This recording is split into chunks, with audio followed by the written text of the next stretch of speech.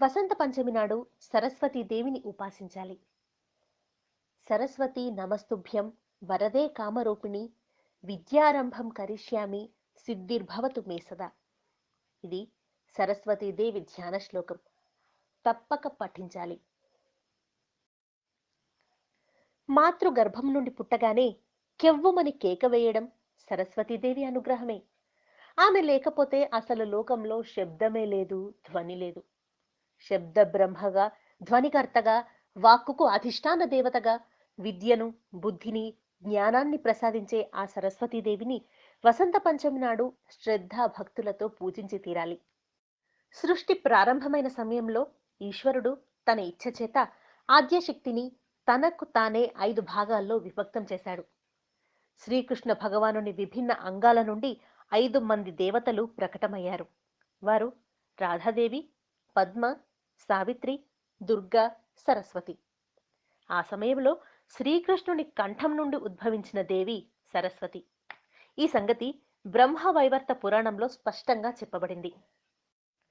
మాఘశుద్ధ పంచమి నాడు ప్రాతకాలమే నిద్రలేచి నిత్యకృత్యాలు పూర్తి చేసుకోవాలి. మనసులో సరస్వతీదేవిని ధ్యానించాలి. పూజాస్థానంలో సరస్వతీదేవి చిత్రపటం లేదా ప్రతిమను ఉంచి పూజించాలి.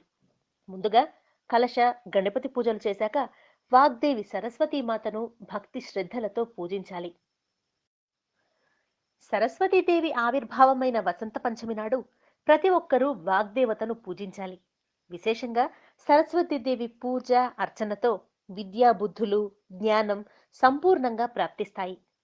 పిల్లలకు అక్షరాభ్యాసం చేయించడానికి ఈ తిథి చాలా ముఖ్యమైనది. మాఘమాస శుక్ల పంచమి వసంత పంచమి. ఇది ప్రసిద్ధమైన పర్వదినం.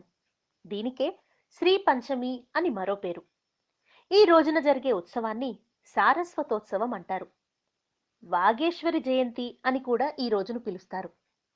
సరస్వతీదేవి విద్యకు, బుద్ధికి, జ్ఞానానికి, వాక్కుకు అధిష్టాన దేవత.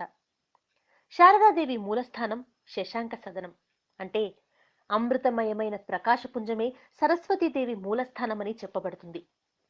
అక్కడి నుండే ఉపాసకులకు నిరంతరం వర్ణమాల క్రమంలో అక్షర సమూహంతో జ్ఞానామృతం ప్రవహిస్తుంది. దేవి విగ్రహం శుద్ధ జ్ఞాన స్వరూపం, శ్వేతవర్ణంలో ఉంటుంది. ఆమె తేజస్సు దివ్యమైనది. ఆమెయే శబ్ద బ్రహ్మ రూపంలో స్తుతింపబడుతుంది. దేవికి నివేదనగా పాలు, పెరుగు, వెన్న, తెల్లని నువ్వులతో చేసిన లడ్డూలు, చెరకు రసం, తేనె, తెల్లటి పుష్పాలు, అక్షతలు, శ్వేతవస్త్రం వీటిని సమర్పించి పూజించాలి. సరస్వతీదేవి స్వరూపంగా గ్రంథాలు, విద్యార్థుల పాఠ్యపుస్తకాలు, ఇతర పుస్తక సామాగ్రి, కళాలను పూజించాలి. సులభమైన సరస్వతీదేవి మూలమంత్రం శ్రీం హ్రీం సరస్వత్యై నమః. అష్టాక్షరి మహామంత్రం శ్రీం హ్రీం సరస్వత్యై స్వాహ అని చెబుతూ ఒక్కో ఉపచారాన్ని దేవికి సమర్పించాలి. ఉపచారాలను ప్రారంభించే ముందు సరస్వతీమాతను ధ్యానం చేయాలి. మాఘస్య శుక్ల పంచమ్యాం విద్యారంభ దినేపి చ పూర్వేహ్ని సంయమం కృత్వా తత్రాహ్ని సంయతః శుచి అని బ్రహ్మవైవర్త పురాణం చెబుతుంది. అందులోనూ మన తెలుగునాట ఆదిలాబాద్ జిల్లాలోని బాసర గ్రామంలో వ్యాస మహర్షి తపస్సుతో సరస్వతీదేవి ఆవిర్భవించడం ఒక గొప్ప విశిష్టం. భారతదేశంలో ఇటువంటి భవ్యమైన దేవాలయం మరెక్కడా లేదు. ఈ మధ్యకాలంలో మెదక్ జిల్లా వర్గల్ మండలం శంభుదేవస్వామి ఆలయ మందిరం పైన శంభుదేవుని గుట్టపై అద్భుతమైన విద్యా సరస్వతి ఆలయం వెలిసింది. సరస్వతీదేవి తెల్లని వర్ణం కలిగి వీణా పుస్తక ధారిణి అయి కమలంలో కూర్చొని హంసవాహిని అయి ఉంటుంది. సత్వగుణ సంపన్నురాలు.